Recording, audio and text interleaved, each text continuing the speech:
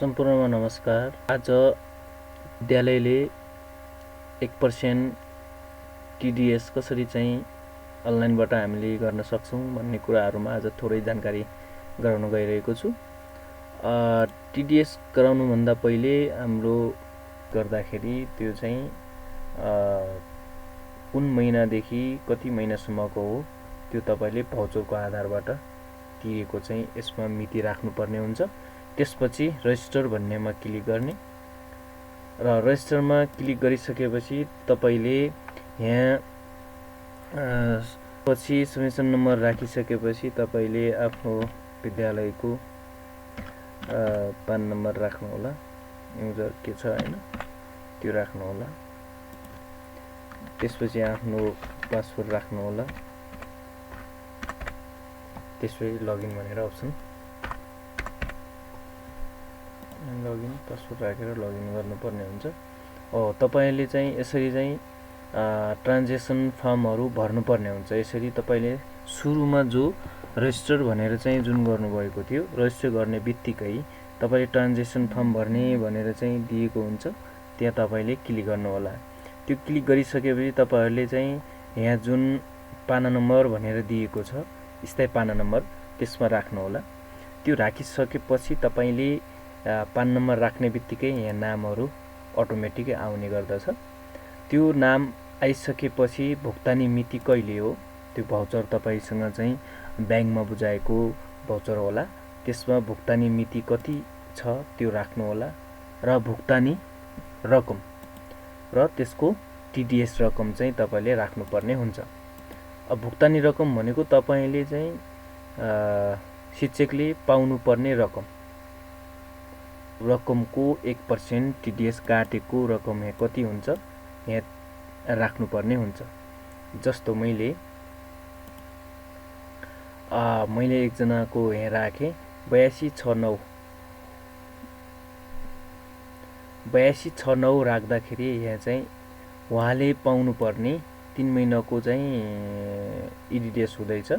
त्यसको लागि 1,76,580 उहाँले पाउने रकम हो। त्यो बापत 1% के हो त्यो कर चाहिँ यति 1766 चाहिँ राखिएको छ हो। यसरी चाहिँ तपाईले सोशल सेक्युरिटी ट्याक्स बेसिक भनेर चाहिँ यो 33 नम्बरको टिडिएस किसिममा चाहिँ क्लिक गर्नुपर्ने हुन्छ। यहाँनिर देखाइएको छ। यसरी तपाईले यसलाई क्लिक गर्नुपर्ने हुन्छ र त्यसपछि तपाईले अपडेट गरिदिनुहोस्। यो अपडेट गरिसकेपछि तपाईको सबै विवरणहरू चाहिँ यसरी नै सबैको राख्न सक्नुहुन्छ। एउटा यो तरिका भयो, यो विवरण यसरी नै राख्न सक्यो एकन गरेर। अब थोरै संख्या छ, विद्यालयमा थोरै संख्या छ भने तपाईले यसबाटै स्थायी लेखा नम्बरबाटै एड गरेर मजासँग गर्न सक्नुहुन्छ। होइन अब संख्या धेरै छ, यस्तो अवस्थामा धेरै संख्याको चाहिँ डिएस गर्नु छ भने एक गर्दाखेरि केही टाइम लाग्न सक्छ। त्यसको लागि तपाईले के गर्न सक्नुहुन्छ, यहाँ डाउनलोड भनेर दिएको छ। तपाईले एउटा फर्मेट यहाँ डाउनलोड हुन्छ, यसमा क्लिक गर्ने। एउटा डाउनलोड एक्सेल फाइलमा डाउनलोड हुन्छ, राख्ने। यसलाई चाहिँ सेभ गरेर राख्ने। जुन फाइल हामीले डाउनलोड गरेका छौं त्यसलाई चाहिँ के गर्नु पर्यो, सेभ गरेर राख्न पर्यो। त्यो राखिसकेपछि हामीले के गर्न पर्ने हुन्छ भने जहाँ लोड एक्सेल फाइल भन्ने अप्सन छ यसमा क्लिक गर्छौं। यसमा क्लिक गरिसकेपछि यहाँनिर हामीले कुनमा छ त त्यो फाइललाई चुज गर्छौं। अहिले मैले डाउनलोड गरेको अप्सन जुन छ, यसरी यहाँ टिडिएस को फाइल चाहिँ हामीले डाउनलोड गरेपछि यसमा क्लिक गरेर ओपन गरिदिने। ओपन गरिसकेपछि हामीले के गर्छौं, यो चाहिँ यसमा चाहिँ अटोमेटिक लोड भएर चाहिँ यसरी नै आउने गर्दछ। हो यसरी नै काम गर्न सकियो। अब पहिलो स्टेप भनेको हामीले ट्रान्जेक्सन फर्म चाहिँ हामीले पान नम्बर राखेर चाहिँ एड गर्न सकियो। त्यसपछि हामीले भाउचर भन्ने अप्सन छ। भाउचरमा गइसकेपछि हामीले चाहिँ भाउचर लिनुपर्ने हुन्छ। जस्तो भाउचर चाहिँ हामीले तपाईले भाउचर जुन ब्याङ्कबाट लिनु भएको छ त्यसको चाहिँ कुन शीर्षकमा हो क्लिक गर्नुहुन्छ। है कुन शीर्षकको यसरी भाउचर नम्बर राख्नुहुन्छ, ब्याङ्क राख्नुहुन्छ, कति मिति दाखिला गरेको मिति कति, ब्याङ्कको कति र टिडिएस रकम चाहिँ तपाईँले कति बुझाउनु भएको छ, त्यो आधारबाट तपाईँले यहाँ राख्नुपर्ने हुन्छ। अब के हुन्छ भने भाउचर चाहिँ हामीले ब्याङ्कको भाउचर नम्बर राख्दाखेरि यहाँ यसमा चाहिँ रिकन्साइल्डमा चाहिँ मानेको हुँदैन, त्यसमा नट रिकन्साइल्ड भनेर चाहिँ दिएको हुनसक्छ।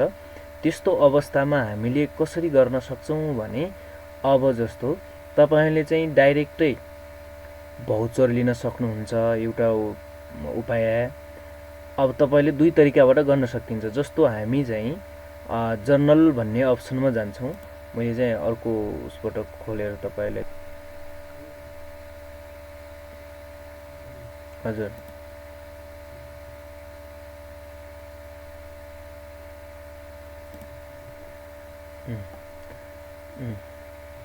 भाउचर भनेर दिएको छ, त्यसमा हेर्छौँ। जस्तो तपाईँहरूको ब्याङ्कको भाउचर नम्बर लेखेको हुन्छ, तपाईँसँग भएको ब्याङ्कबाट जुन पैसा तिरेको भाउचर छ त्यो भाउचर नम्बर राख्ने, त्यसपछि भाउचर डेट त्यसमा राखिएको डेट राख्ने र त्यसको एमाउन्ट चाहिँ कति राखेको यसरी सर्च गरेर तपाईँले यहाँबाट लिन सक्नुहुन्छ भाउचर। यसरी यहाँ आएको भाउचर नम्बरलाई हामीले के गर्छौँ, यहाँ गएर त्यो भाउचर नम्बर यसमा राख्ने गर्छौँ।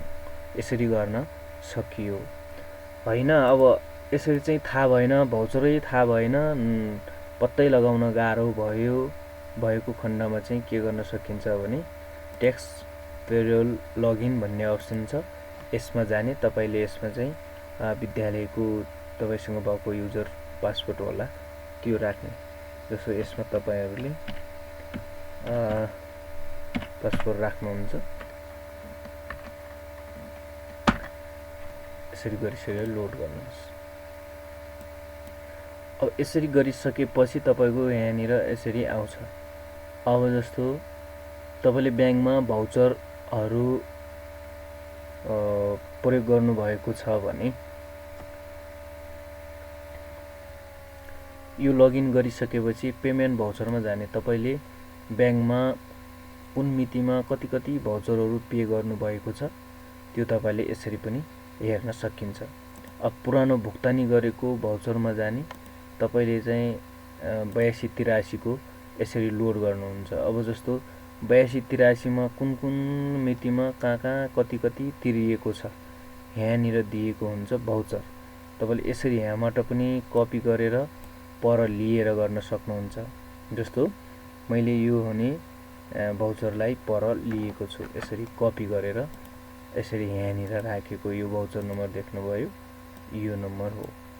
यो नम्बर राख्ने बित्तिकै तपाईँले यसले के गर्छ, रिकन्साइल्ड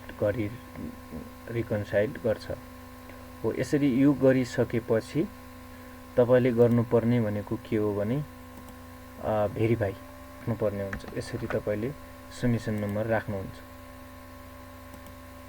यसरी राखिसकेपछि यहाँनिर के आउँछ, भेरिफाई आउँछ, किनकि यो हामीले गरेका छैनौँ अहिले। अब यो यसलाई चाहिँ हामीले के गर्नुपर्ने हुन्छ, सबमिट गरिसकेपछि बल्ल हामीले चाहिँ भेरिफिकेसन गर्न सकिन्छ। यसरी पनि गर्न सकियो। टिडिएस यसरी भाउचर लिने, जर्नलमा जाने, भाउचर लिने, अथवा तपाईँले भाउचर लिएर पनि थाहा छैन भने सिधै तपाईँले यहाँ गएर यसमा गएर तपाईँले के गर्न सक्नुहुन्छ, भाउचर पेमेन्ट भाउचर गरेको पनि लिन सक्नुहुन्छ। हस् त, धन्यवाद।